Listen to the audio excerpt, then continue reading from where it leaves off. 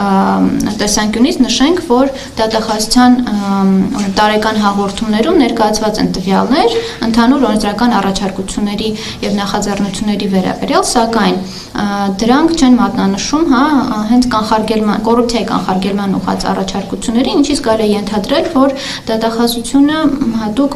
վիճակագրություն չի վարում այդ օրենսդրական նախաձեռնողականության մասին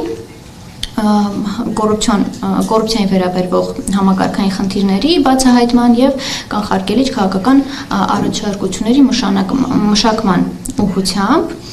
ինչպես նաեւ դատախազությունը չի իրականացնում կոռուպցիոն հանցագործությունների բացահայտման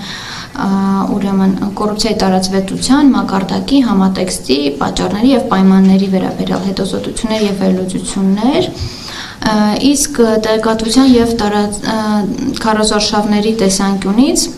նշենք, որ նույնպես կայքում բացակայում են տվյալներ ինքնուրույն մշակված եւ իրականացված հակակոռուպցիոն հանրային քարոզարշավների կամ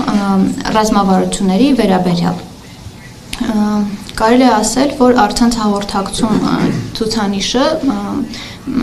ստացել է միջին միավորներ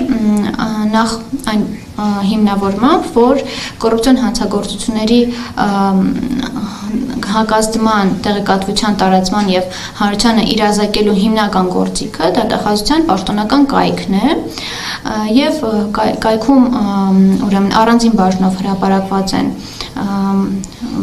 պատմությունը, բյուջետային հատկացումների մասին տեղեկությունները,